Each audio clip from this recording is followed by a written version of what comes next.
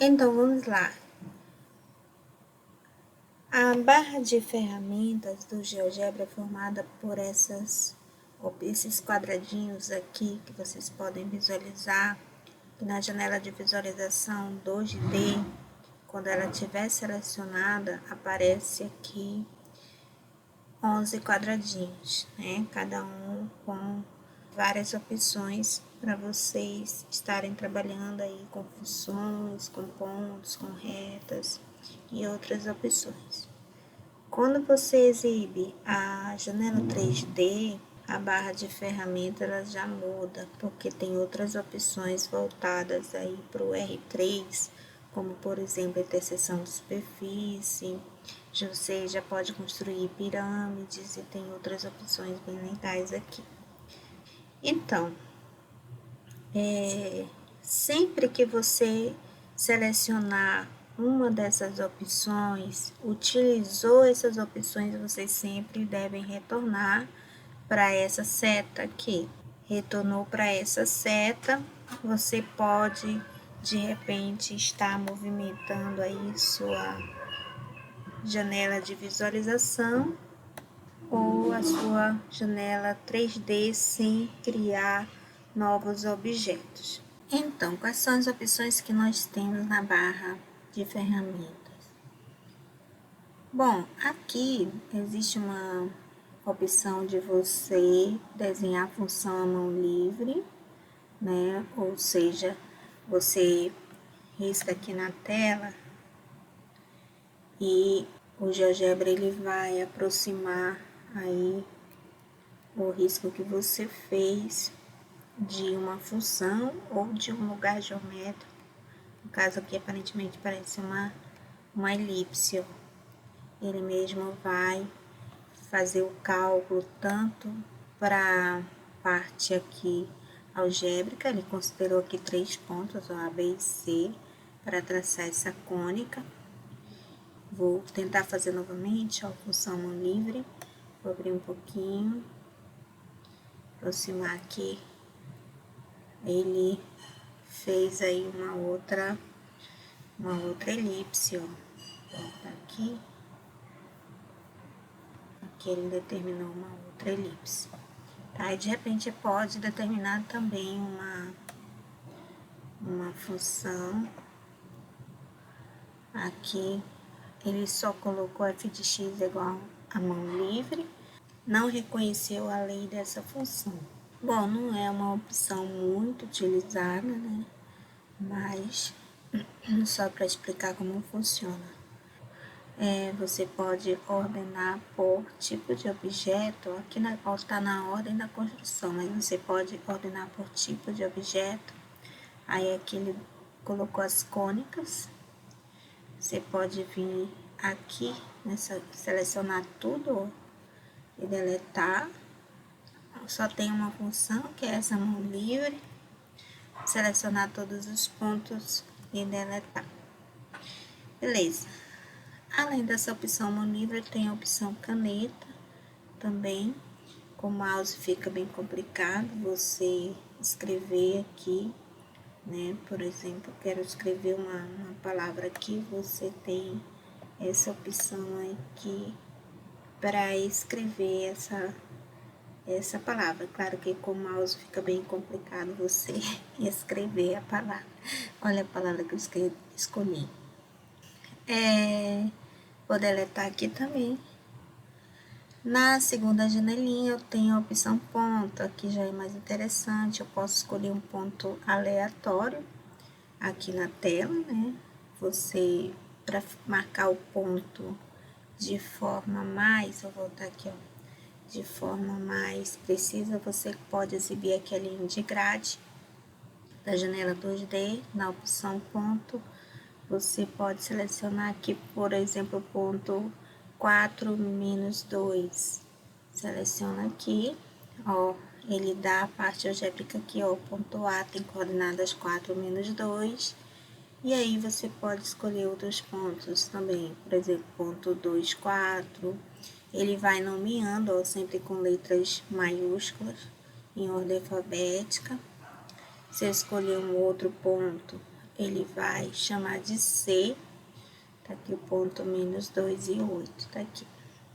Além da opção ponto médio ao centro, ó, essa opção aqui, entre o ponto A e o ponto B, esses dois pontos distintos determinam aqui uma reta.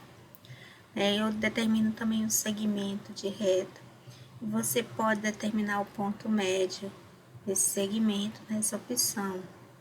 Então, tá aqui o ponto B. Se você vier aqui nessa opção, ó, e traçar o segmento que une o ponto A ao ponto B, o ponto D é exatamente o ponto médio, ou seja, o segmento AD é congruente ao segmento DB. Aqui também eu vou escolher um outro ponto, pegar aqui um ponto no eixo Y, ponto E, e vou traçar aqui uma reta nessa opção aqui, na terceira janela, opção reta. Vou traçar a reta que passa pelo ponto C e pelo ponto E. Então, o que eu tô fazendo aqui, ó? Eu tô movimentando o mouse, tá? Quando eu chego aqui no ponto E, o mouse muda, fica uma mãozinha, ó. Eu selecionei o ponto E. Esse ponto E, ele foi escolhido aí de forma fixa no eixo Y. Eu posso movimentar, ó. Fazer esse movimento. Aqui o ponto E. E o ponto A não foi escolhido em nenhum eixo, então eu posso movimentar para qualquer posição. Ponto B também a gente pode trabalhar com esses movimentos. Sempre o ponto D aqui é o ponto médio do segmento AD, tá? Sempre o segmento AD vai ser congruente a DB. Agora, nessa opção aqui, ó, na segunda janela, interseção de dois objetos, você pode selecionar aqui o segmento e a reta. Uma coisa interessante dessas janelinhas, ó, que se você seleciona, coloca o mouse sobre ela, aparece o que você tem que fazer, ó, interseção de dois objetos, você tem que selecionar a interseção de dois objetos em sequência. Então, seleciona dois objetos em sequência. Você pode selecionar aqui na janela de álgebra também, ó. Vou selecionar, tô nessa opção, vou selecionar a reta e o segmento F. Ó, apareceu o ponto F. Interseção entre a reta e o segmento, que ele tá chamando de F, apareceu o ponto F. Então, o segmento é F minúsculo, ponto F é F maiúsculo. Uma coisa interessante também, ó, você pode, ó, se eu olhar para a reta, eu posso aumentar a espessura dessa reta, para ficar mais grossa, posso colocar ela pontilhada, tem essas opções aqui. E você pode mudar a cor, posso mudar aqui para vermelho, para verde, outras cores que aparecem. Suponho também que você não queira que apareça aqui o segmento, mas todos os objetos estão aparecendo na tela, então essa bolinha aqui azul, ela tá cheia. Se você quiser que não apareça, você vem aqui com o mouse e fica a bolinha aberta, ó. Então não aparece o objeto. Quer que volte a aparecer, selecione novamente. Aqui trabalha com número complexo, otimização, raízes. Por exemplo, vamos supor que eu tenha uma função, vou digitar aqui na barra de entrada, ó, a função, vou usar h de x. Por exemplo, essa função h de x igual a x ao cubo menos 4x ao quadrado menos 3x mais 4, tá? Então, o gráfico dela, ó, cresce, decresce, em determinado momento cresce novamente, vai embora para mais infinito, tá? Então, essa função, ela possui 3 raízes reais, né? Para achar as raízes, você iguala a 0 e aí determina aí onde o gráfico intercepta o eixo X, que são as raízes, né? Aqui nessa opção, ó, raízes, selecionar uma função. Então, basta você selecionar a função criada, que no caso aqui é a função H, ó, ou seleciona aqui na tela, e tá aí as raízes, ó, você olha para os pontos G, H, I. Então, quando você olha para os pontos Z, G, H, I, olha quem são as raízes, ó.